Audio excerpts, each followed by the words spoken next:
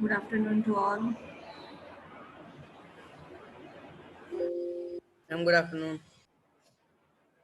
Hanji, we have done with first chapter. मैंने आवाज नहीं आ रही। Hanji,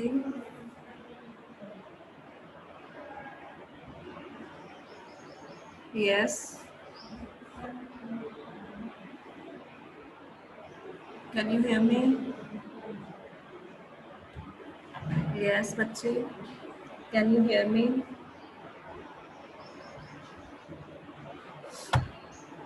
Yes, ma'am. Okay, ji. Today we will start our second chapter. The chapter name is microorganisms. हाँ जी. Microorganisms होते क्या हैं? जैसे कोई भी चीज़, ठीक है, जो भी बहुत स्मॉल हो, ठीक है, the things that are too small to be seen with the unaided eye. Unaided means microscope के बिना, ठीक है, जैसे आप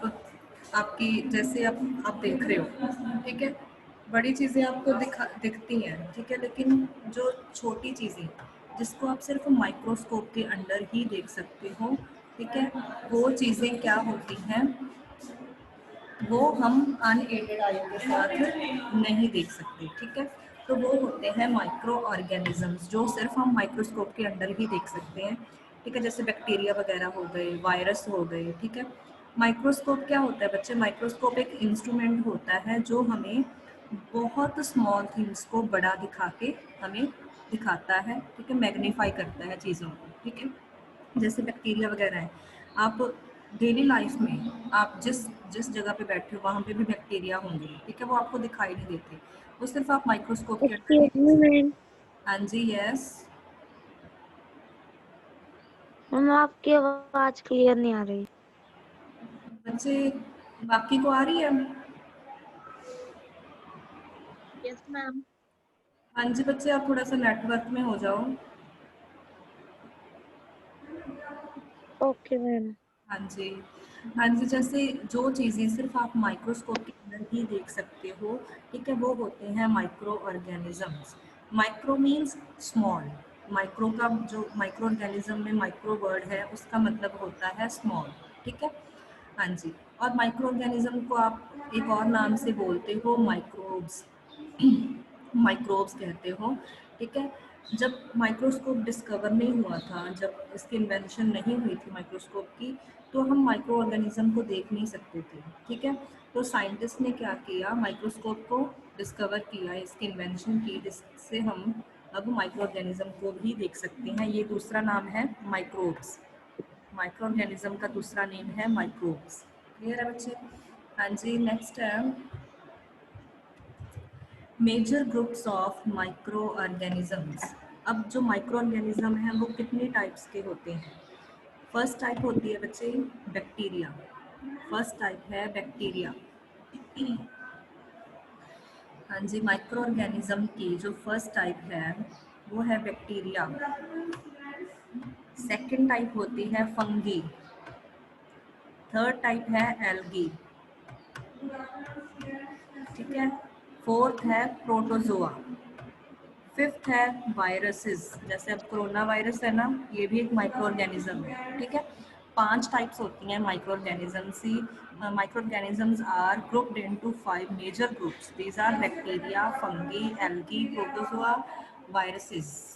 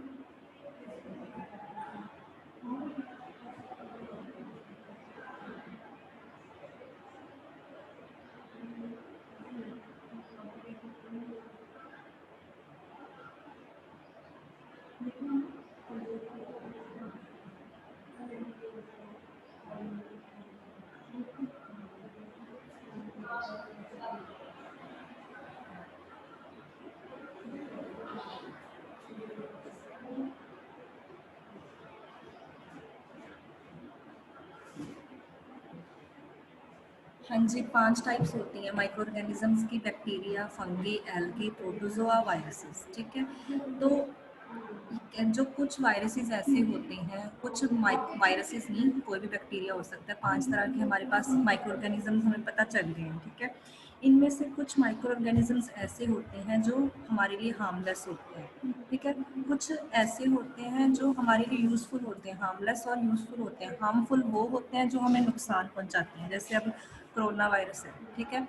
ये ऐसा वायरस है जो हमें, हमारे लिए क्या है, हार्मफुल है, ठीक है। कुछ वायरसेस ऐसे होते हैं बच्चे जो हमारे लिए यूज़फुल है, ठीक है।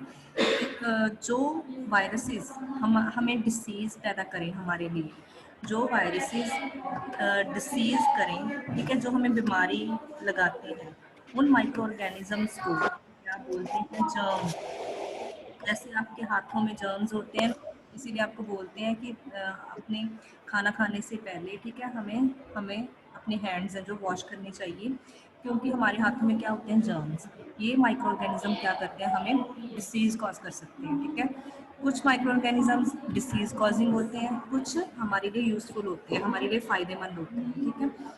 तो हम बच्चे एक एक करके इन माइक्रो ऑर्गेनिज्म के बारे में पढ़ेंगे, ठीक है। जैसे फर्स्ट है हमारे पास बैक्टीरिया। बैक्टीरिया सबसे पहला माइक्रो ऑर्गेनिज्म है, बैक्टीरिया। हाँ जी, बैक्टीरिया क्या होता है, bacteria are single celled organisms. Single cell, जैसे हमारी बॉडी में भी सेल्स प्रेजेंट होती हैं, ठीक है। सेल्स में क्या होता है, कई बार आपको फीवर हो जाता है, ठीक है, आप टेस्ट करवाते हो, ब्लड टेस्ट करवाते हो, उसमें कई बार लिख देते हैं कि सेल कम हो गए या ज़्यादा हो गए हैं, ठीक है। तो हमारी बॉडी के अंदर भी सेल्स हैं, ठीक है। तो जो बैक्टीरिया है उसके पास सिर्फ एक सेल होता है, सिंगल सेल्ड ऑर्गेनिज्म है, जिसको हम यूनिसेलुलर बोलते हैं। जिसके पास एक सेल हो उसको हम यूनिसेलुलर ऑर्गेनिज्म बोलते हैं, ठीक है। जिसके पास एक सेल हो उसको हम यूनिसेलुलर ऑर्गेनिज्म बोलते हैं, ठीक है। सेकंड पॉइंट है इसका, they are larger than the viruses.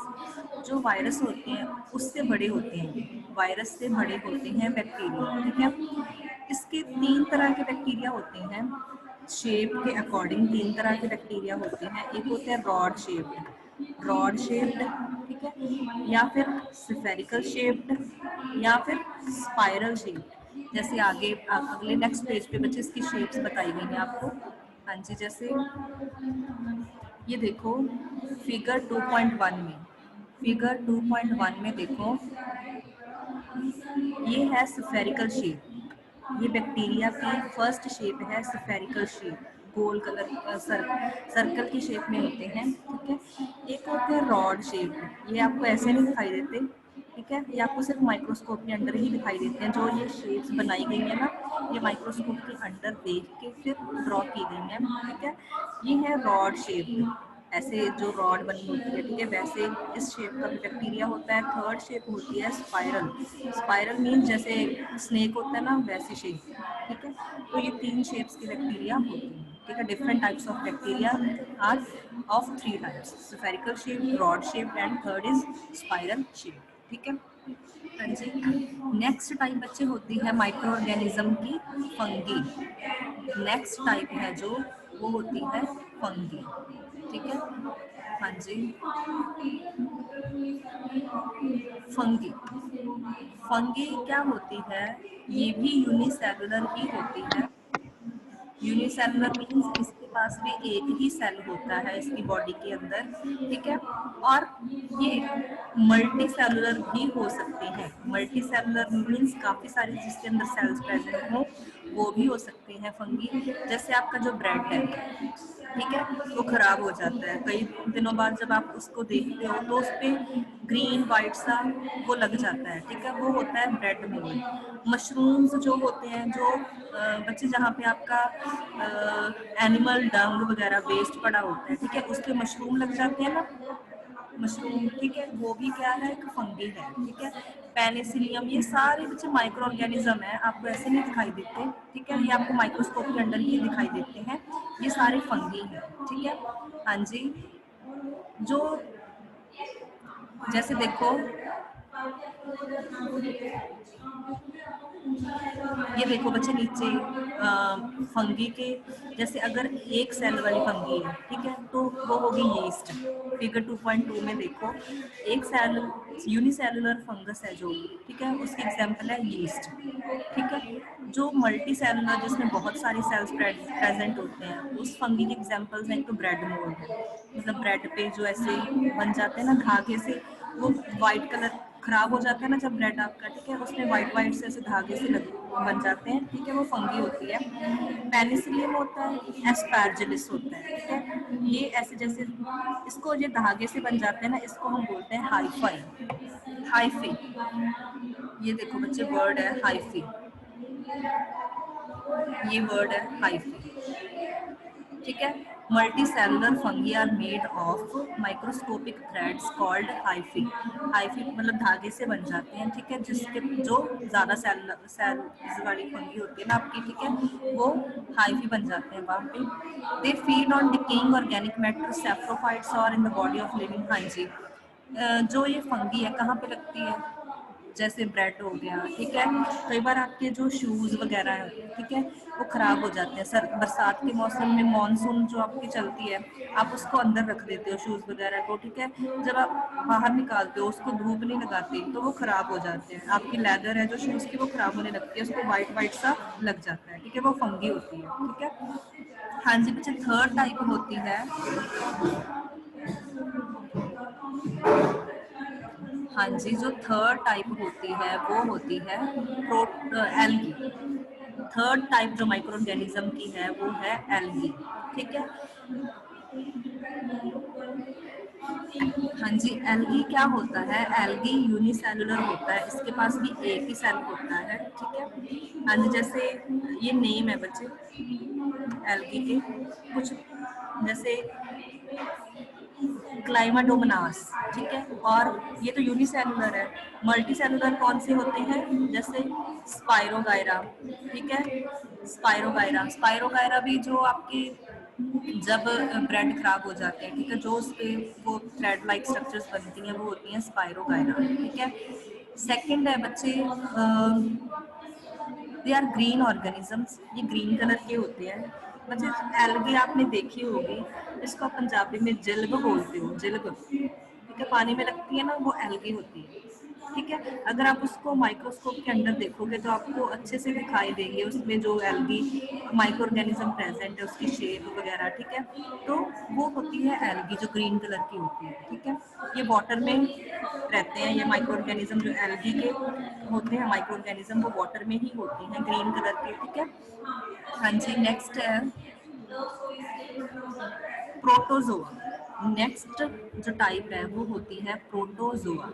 Protozoa क्या होते हैं, प्रोटोजोआ जैसे अमीबा हो गया, ये भी जो पॉन्ड वाटर, जो विलेजेस में पॉन्ड होते हैं ना पानी के, ठीक है, वहाँ पे होते हैं, ये अमीबा हो गया, ठीक है, पैरामीशियम हो गया, अमीबा हो गया, पैरामीशियम हो गया, ठीक है, प्लाज्मोडियम हो गया, ये सारे क्या है, प्रोटोजोआ। मतलब ये अपना खाना खुद नहीं बनाते, ठीक है, ये दूसरों पर डिपेंड करते हैं। हमने दो टाइप्स ऑफ न्यूट्रिशन पढ़े हैं ना, एक होते हैं ऑटोट्रॉफिक, एक होते हैं हेट्रोट्रॉफिक। ऑटोट्रॉफिक वो होते हैं जो अपना खाना खुद बनाते हैं, हेट्रोट्रॉफिक वो होते हैं जो अपना खाना खुद नहीं बनाते, दूसरों पर डिपेंड करते हैं। ठीक है, तो जो प्रोटोजोआ होते हैं माइक्रो ऑर्गेनिजम्स, वो दूसरों पर डिपेंड करते हैं। ठीक है, अगर वो वाटर में कोई और माइक्रो ऑर्गेनिज्म उनको मिलता है तो वो उस पर अटैक करते हैं। ठीक है, मतलब वो दूसरों पर डिपेंड होते हैं। ठीक है, हाँ जी, जैसे बच्चे ये अमीबा हो गया,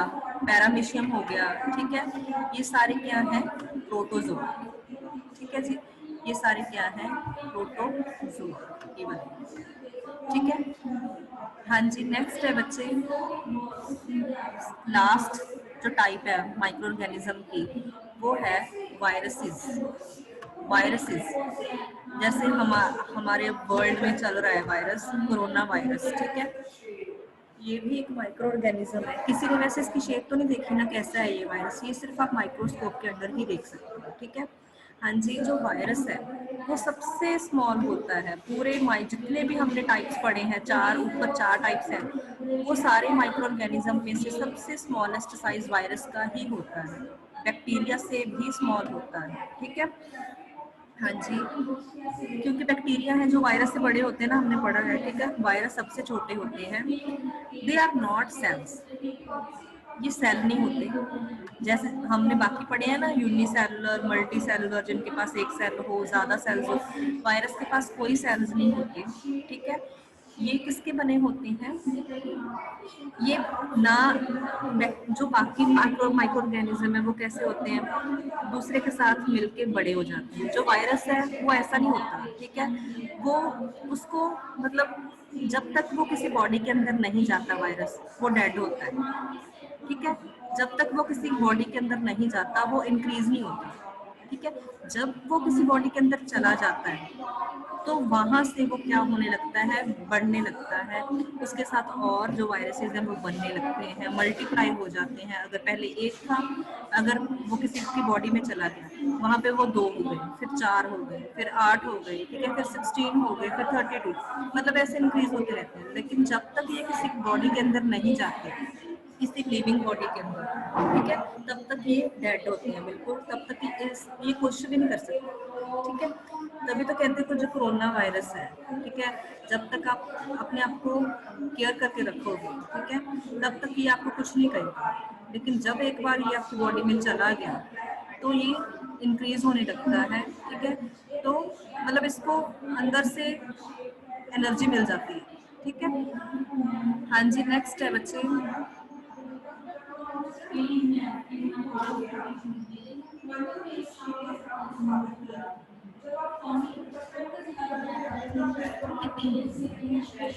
नेक्स्ट है, where do microorganisms live.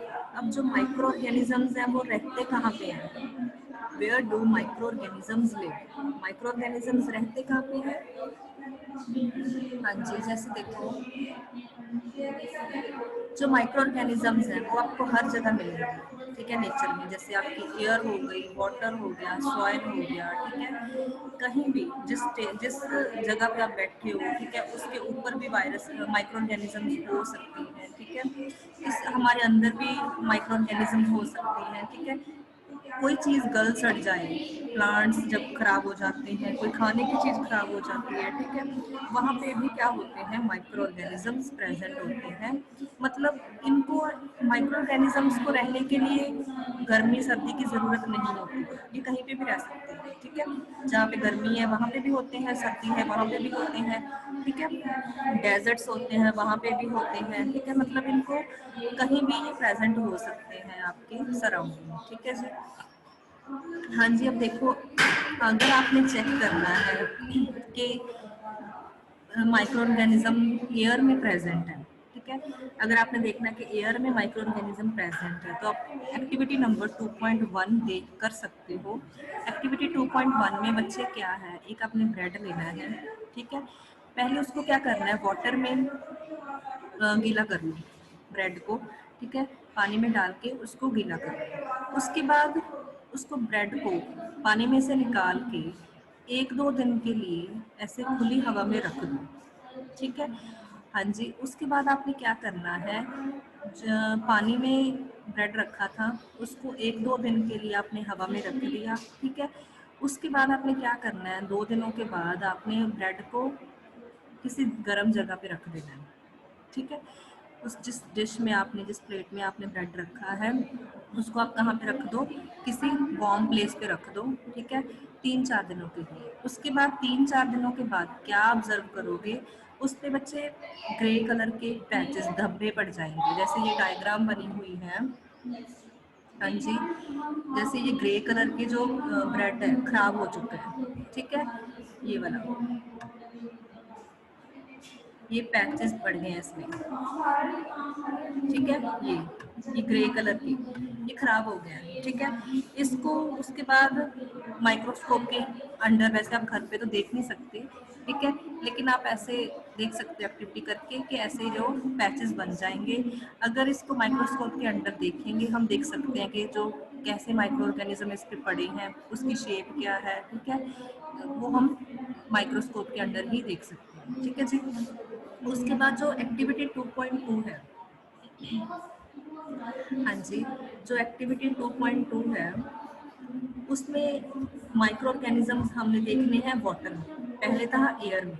Air में से जो बैक्टीरिया जो भी माइक्रो ऑर्गेनिज्म थी वो ब्रेड पे लग गई, ठीक है। उसके बाद अगर हमने देखना है कि वाटर में भी प्रेजेंट होती हैं माइक्रो ऑर्गेनिजम्स, तो हम कैसे देख सकते हैं, जो आपके विलेज में कहीं भी पॉन्ड होता है, ठीक है, उसमें वाटर होता है, वहाँ से वाटर ले लो, ठीक है, उसको माइक्रोस्कोप के अंदर देखना है थोड़ी सी ड्रॉप्स डाल के, तो आपको पता चल जाएगा। जब माइक्रोस्कोप के अंदर देखोगे तो वहाँ पे एल्गी, प्रोटोजोआ, ऐसे जो माइक्रो ऑर्गेनिज्म है वो प्रेजेंट होते हैं। तो इससे पता चलता है कि वाटर में भी क्या प्रेजेंट है, माइक्रो ऑर्गेनिजम्स, ठीक है। बच्चे नेक्स्ट एक्टिविटी 2.3 एक्टिविटी में क्या किया गया, इन्होंने सॉइल में चेक किया कि माइक्रो ऑर्गेनिज्म प्रेजेंट है। हाँ जी, वहाँ से क्या किया इन्होंने, कुछ गीली मिट्टी को एक बीकर में, ठीक है, भर लिया, उसके अंदर पानी डाल दिया, उसको अच्छे से हिला दिया, थोड़ी सी मिट्टी लेनी है, पानी भर लो, पानी के अंदर उस मिट्टी को हिला दो। उसके बाद जो सॉइल के पार्टिकल्स हैं वो नीचे बैठ जाएंगे, पानी के अंदर मिट्टी कभी भी डिजोल्व घुलेगी नहीं, ठीक है। जो मिट्टी है वो आपके नीचे बैठ जाएगी, सेटल डाउन हो जाएगी। उसके बाद आपने क्या करना है, जो पानी ऊपर रह गया उसको माइक्रोस्कोप के अंदर जब देखा, ठीक है, क्या ऑब्जर्व किया कि उस वाटर में भी क्या प्रेजेंट है, माइक्रो ऑर्गेनिज्म, जो कहाँ से आए, जो हमने उसमें मिट्टी घोली थी, ठीक है। तो मतलब हमें पता चल गया कि जो सॉइल के अंदर भी क्या प्रेजेंट होते हैं, माइक्रो ऑर्गेनिजम्स, ठीक है जी। हाँ जी बच्चे, नेक्स्ट है यूजफुल माइक्रो ऑर्गेनिजम्स। जैसे मैंने आपको बताया था कि कुछ माइक्रो ऑर्गेनिजम्स ऐसे होते हैं जो हमारे लिए यूजफुल होते हैं, हमें हार्म नहीं करते, ठीक है। तो वो कौन कौन से होते हैं, जैसे हम घर पे फूड आइटम्स बनाते हैं, ठीक है, जैसे आप कर्ड बनाते हो, ठीक है, ब्रेड बनाते हो, चीज़ बनाते हो, इनमें माइक्रो ऑर्गेनिजम्स ही पड़ते हैं, तभी ये चीज़ें बनती हैं।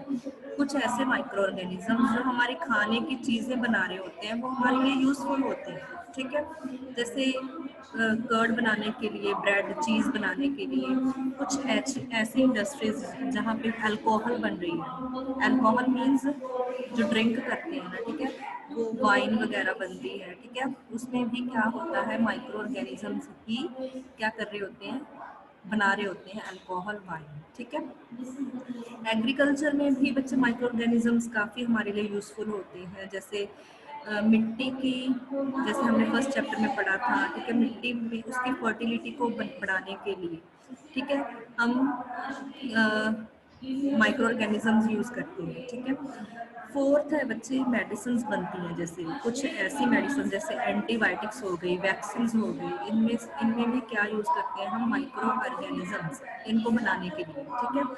एंटीबायोटिक्स क्या होते हैं, कुछ ऐसी डिसीज जो हमें वायरसेस या फिर बैक्टीरिया वगैरह से होती है, जैसे टाइफाइड हो गया, ठीक है, इसको ट्रीटमेंट करने के लिए हम एंटीबायोटिक्स मेडिसिन लेते हैं, एंटीबायोटिक्स में माइक्रो ऑर्गेनिजम्स होते हैं, ठीक है। हाँ जी, फिफ्थ पॉइंट है for cleaning the environment, environment clean करने के लिए भी हम माइक्रो ऑर्गेनिजम्स यूज़ करते हैं, ठीक है। सिक्स्थ है इन सीवेज ट्रीटमेंट, सीवेज मीन्स जो वेस्ट वाटर, जो आपका पानी, ठीक है, गंदा पानी कहाँ पे जाता है, ड्रेन होता है ना नीचे, ठीक है, सीवेज में जाता है, उसके ट्रीटमेंट के लिए, उसको साफ करने के लिए भी जो भी हम उसमें करते हैं उसमें भी माइक्रो ऑर्गेनिजम्स प्रेजेंट होते हैं, ठीक है। सेवंथ है एज सोर्सेज ऑफ फूड, जिससे हम फूड लेते हैं उसका जो सोर्स है वो, उसमें भी माइक्रो ऑर्गेनिज्म प्रेजेंट होते हैं। ये बच्चे हम डिस्कस करेंगे सारे पॉइंट्स, ठीक है, एक एक करके हम एक्सप्लेन में पढ़ेंगे, ठीक है। जैसे फर्स्ट है बच्चे, बैक्टीरिया जो कर्ड बनाता हो, ठीक है, कर्ड बनाने में हमारे लिए यूजफुल होता है कुछ एक ऐसा माइक्रो ऑर्गेनिज्म जिसको हम बोलते हैं बैक्टीरिया, ठीक है। वैसे तो माइक्रो ऑर्गेनिजम्स हमारे लिए नुकसानदायक होते हैं, लेकिन कुछ ऐसे माइक्रो ऑर्गेनिजम्स जो हमारे लिए यूजफुल होते हैं, जैसे फर्स्ट है bacteria. Bacteria is used for making curd, ठीक है। कर्ड पता है हमें मिल्क से मिलती है, ठीक है।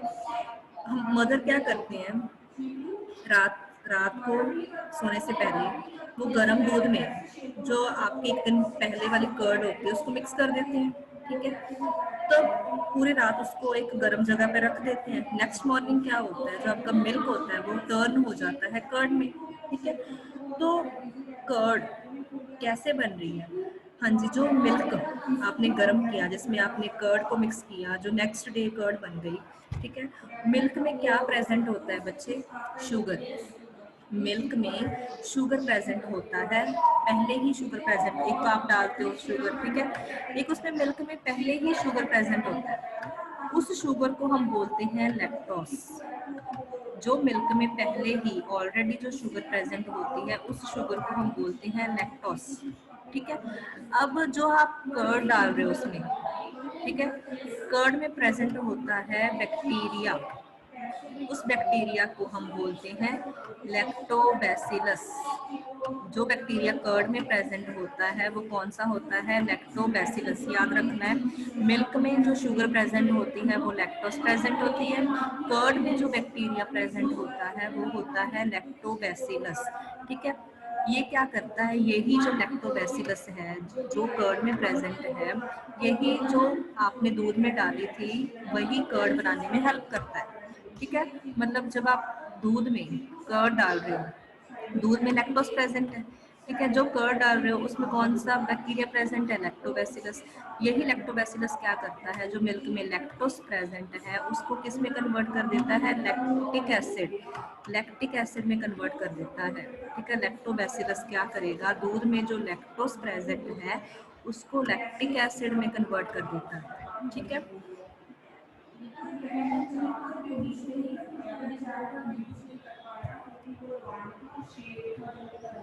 हाँ जी, इस प्रोसेस को हम क्या बोलते हैं? जब हम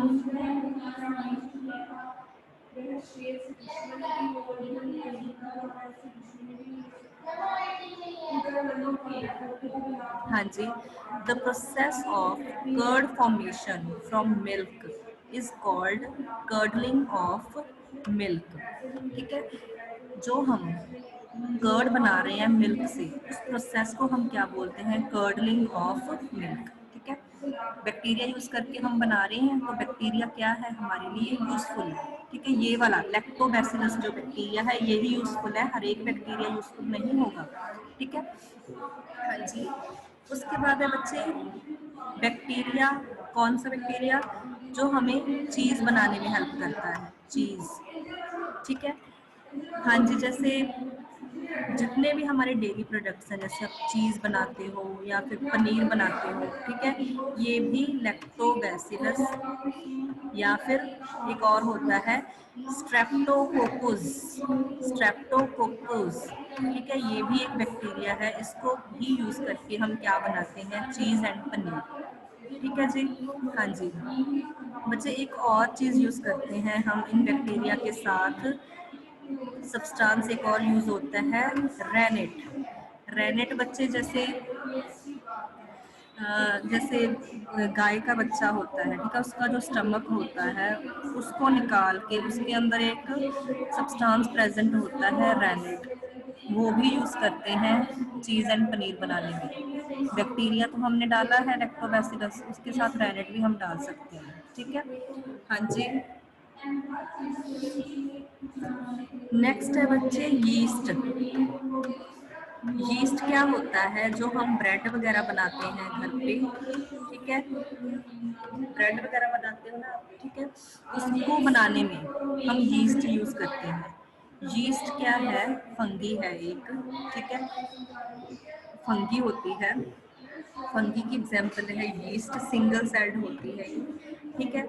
जैसे जब आप ब्रेड ब्रेड बनाते हो, केक्स बनाते हो, पेस्ट्रीज बनाते हो, इडलीज बनाते हो, डोसाज, ठीक है, ढोकला, ये सारी चीज़ें बनाने के लिए हम जो भी आटे में डालते हैं वो यीस्ट डालते हैं, ठीक है। जैसे आप केक बनाते हो, आप मैदे में, आप वैसे आप हम तो कर्ड डाल देते हैं, ठीक है, आपको मार्केट में मिल जाती है यीस्ट, ब्राउन कलर का, हल्का सा लाइट ब्राउन कलर का पाउडर सा होता है, ठीक है, यीस्ट बोलते हैं आप उससे, हम वो यूज़ करते हैं, ठीक है, ब्रेड बनाने में। उससे क्या हो जाता है? जो आपका आटा होता है वो क्या हो जाता है? फूल जाता है, ठीक है, सॉफ्ट हो जाता है, जिसको हम ब्रेड केक्स बनाने में यूज़ करते हैं, ठीक है।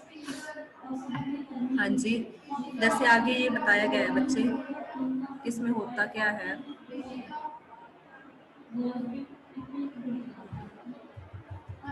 जैसे ब्रेड बनाने के लिए आप आटे में, ठीक है, शुगर के साथ, गर्म पानी के साथ यीस्ट डालते हो, उसको आप नीड करते हो सॉफ्ट डो बनाने के लिए, उसके बाद उसको आप 2-3 आवर्स के लिए रख देते हो, ठीक है।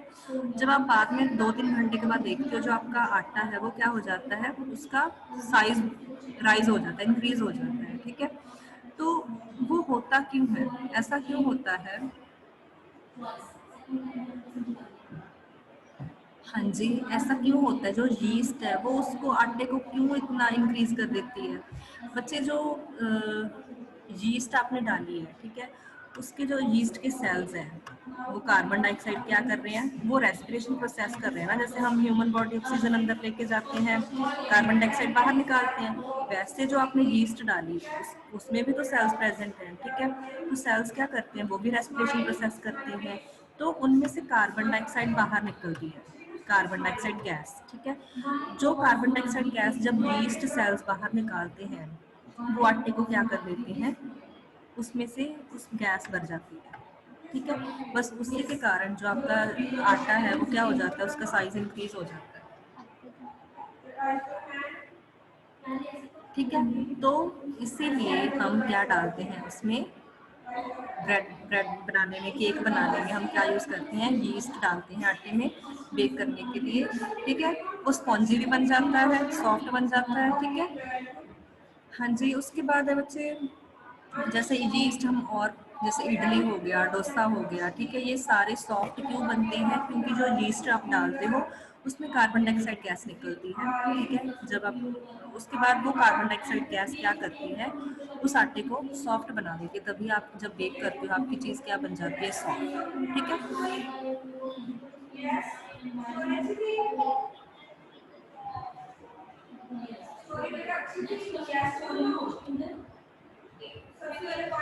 हाँ जी बच्चे, नेक्स्ट है commercial use of micro organisms in the production of alcohol, wine and vinegar. हाँ जी, अब जो आप, ये तो आप घर पे बनाते हो, ठीक है, ब्रेड वगैरह, ठीक है जी, कर्ड वगैरह ये आप घर पे बनाते हो। अब माइक्रो ऑर्गेनिज्म का कमर्शियल यूज़ क्या है? कमर्शियल मीन्स इंडस्ट्रीज वगैरह में, फैक्ट्रीज वगैरह में, ठीक है।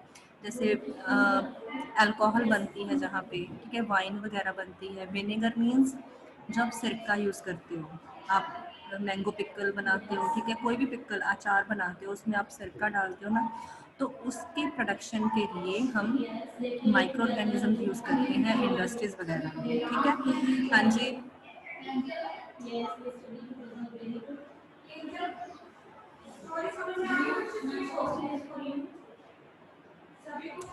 हाँ जी, जो आपका यीस्ट होता है, ठीक है, जो आप अल्कोहल बनाने में यूज़ करते हो,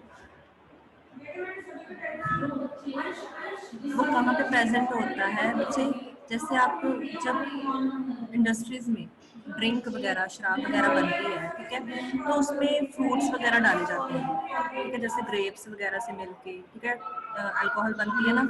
वैसे कई बार्ले, ये व्हीट एंड राइस, इनको मिला के भी अल्कोहल वगैरह बनती है, ठीक है।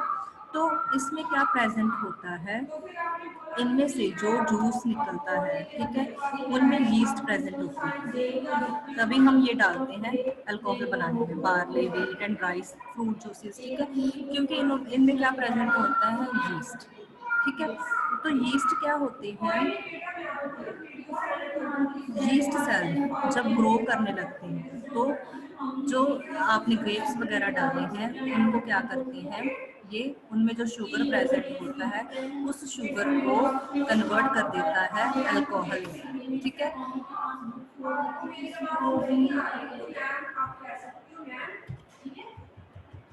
हाँ जी, the process of conversion of sugar in the absence of oxygen into alcohol, वहाँ पे ऑक्सीजन प्रेजेंट नहीं होती, ठीक है, वहाँ पे यीस्ट क्या करती है, जो फ्रूट्स वगैरह डाली है, जैसे ग्रेप्स से अल्कोहल बनती है, या फिर बार्ले, व्हीट एंड राइस से अल्कोहल बनती है, तो वहाँ पे क्या होता है, जो यीस्ट है उस फ्रूट्स में जो जूस शुगर प्रेजेंट होती है, मीठे होते हैं ना, उनके जूस में जो शुगर प्रेजेंट होती है, यीस्ट क्या करती है, उस शुगर को कन्वर्ट कर देती है अल्कोहल में, ठीक है। जैसे इन्होंने रिएक्शन लिखी है, शुगर शुगर को ग्लूकोज भी बोलते हो आप। ऑक्सीजन क्या है वहाँ पे, एब्सेंट है। यीस्ट आपने डाली है, यीस्ट सेल क्या करेंगे, अल्कोहल में कन्वर्ट करेंगे। अल्कोहल को हम बोलते हैं, उसका नेम होता है इथेनॉल। जो वहाँ पे केमिकल बन रहा है वो होता है इथेनॉल। ठीक है जी।